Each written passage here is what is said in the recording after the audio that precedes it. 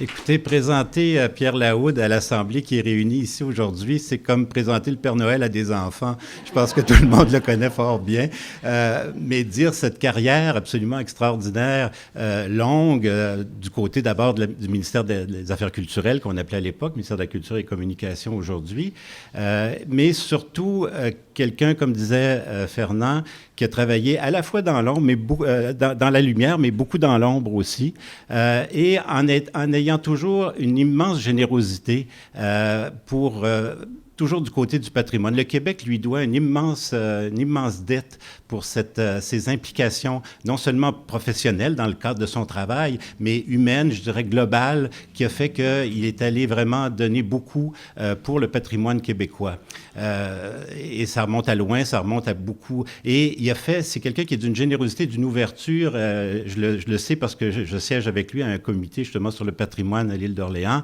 Et depuis tant d'années, avec toujours cette grande générosité et de collaboration avec les autres. Puis j'en vois plusieurs de ces collaborateurs qui sont ici. Bon, Jean-Marie Lebel, je voyais Jean-François Caron, Gaston Deschênes. Bon, il y a, on pourrait penser aussi à notre ancien collègue Michel Lessard, hein, avec qui il a collaboré aussi. Bon, j'en oublie sûrement, puis je le regrette, mais beaucoup de gens ici ont travaillé avec lui, ont collaboré à des publications et savent évidemment à quel point il collabore beaucoup et à quel point il est généreux dans dans tout ce qu'il est. D'ailleurs, c'est toujours vers lui qu'on se tourne quand on ne sait pas où jeter la bouée de sauvetage du patrimoine. Là, ben, on pense toujours à Pierre Laoude, puis c'est toujours lui qu'on finit par contacter pour voir qu'est-ce qu'on pourrait faire sur tel et tel dossier et vraiment essayer de garder ou de protéger. On en parlait entre nous justement à midi au repas, à quel point on voit parfois disparaître autour de nous des pièces de patrimoine, des lieux qui sont riches au niveau archéologique ou autre, mais qui disparaissent évidemment sous la pression du progrès et des démolisseurs et avec lesquels il faut composer. Alors disons que là-dessus aussi, Pierre a été une espèce de vigilance, une espèce de point de référence finalement pour toute la société québécoise pour être capable de se relever et de pointer du doigt, de dire non, ça on fait pas, on démolit pas ça, on essaie de conserver ou de restaurer ce qui a moyen d'être fait. Puis évidemment, ben on l'a évoqué tout à l'heure, c'est cette espèce aussi cette grande contribution qu'il a fait de cartographier, de photographier du Haut-Désert, le Québec, au fil des ans, le voir évoluer, comprendre aussi le paysage vu des airs, à quel point c'est extrêmement important. Et ce legs, encore là, je parlais de sa générosité, hein, on sait qu'il a laissé je ne sais plus combien, là, de centaines de milliers de clichés qu'il a versés là, au patrimoine québécois. Alors, c'est extrêmement important pour la suite du monde, comme on dit. Et comme je l'ai écrit dans les cahiers, en présentant Pierre, j'ai dit ça prenait quelqu'un qui regarde le Québec du Haut-Désert pour nous faire découvrir les racines de ce pays-là et du peuple qui l'a bâti. Alors, je pense que vous allez avoir un plaisir, évidemment, à le découvrir, si vous ne le connaissez pas déjà, à le lire, à le découvrir profitez de la librairie ici, vous avez ses œuvres ici largement, et profitez-en et vous allez avoir l'occasion de le rencontrer tout à l'heure. Merci.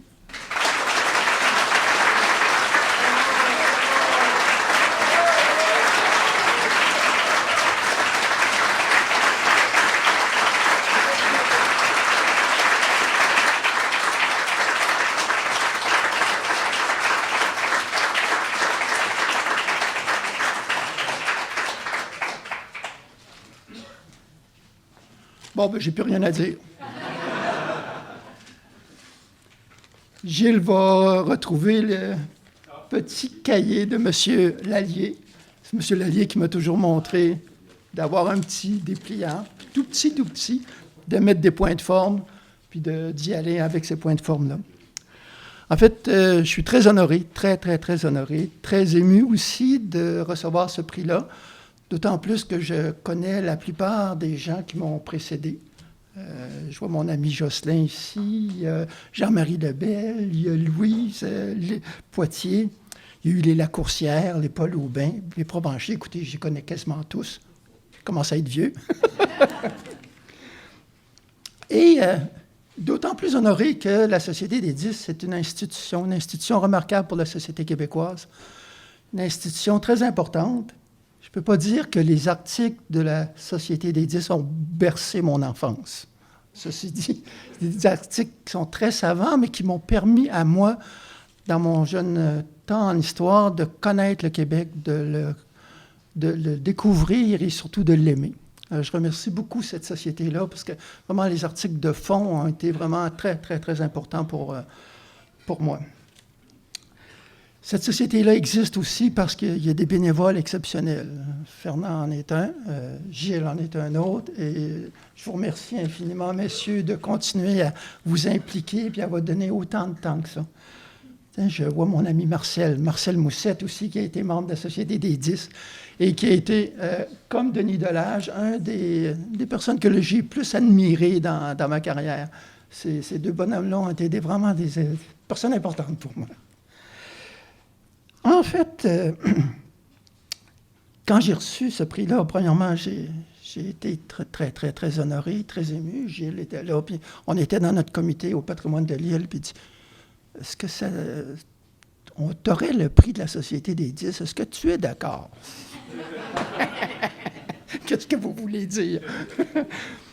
En fait, tant bien que mal, j'ai essayé d'aller dans les pas de mes prédécesseurs.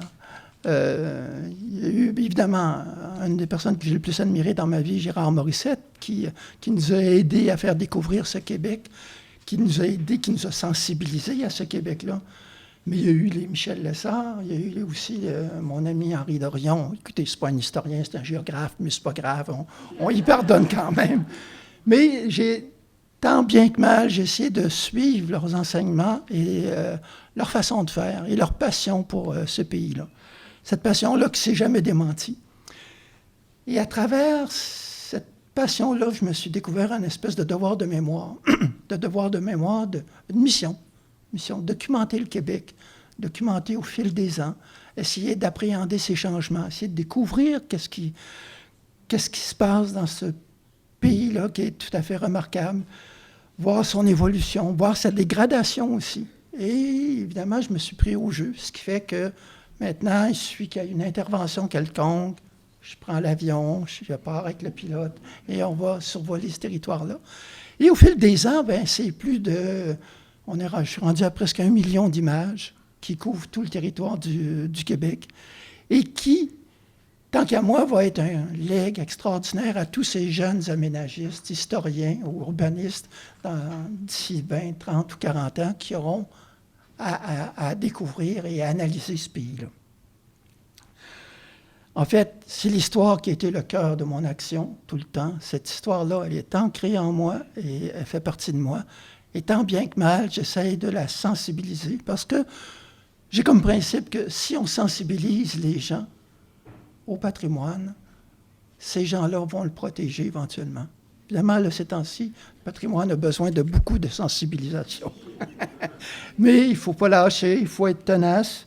Et je crois que ça fait partie de mon caractère d'être tenace ou boquer, tête dessus. En tout cas, bref.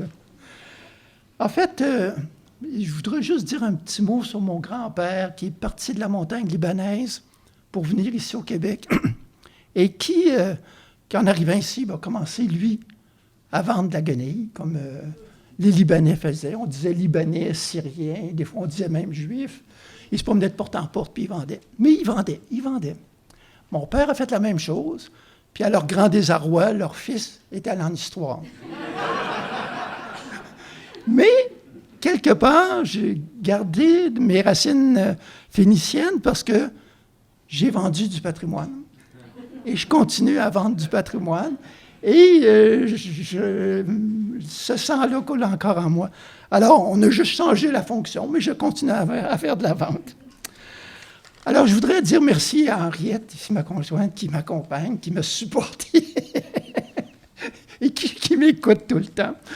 Et sans gimber. C'est vraiment merci encore d'être là. En fait, mon ami Henri a toujours dit, tous les prix sont des grands prix. Mais tant qu'à moi, il y en a un qui est encore plus grand que les autres, c'est celui donné par les pères. Merci beaucoup.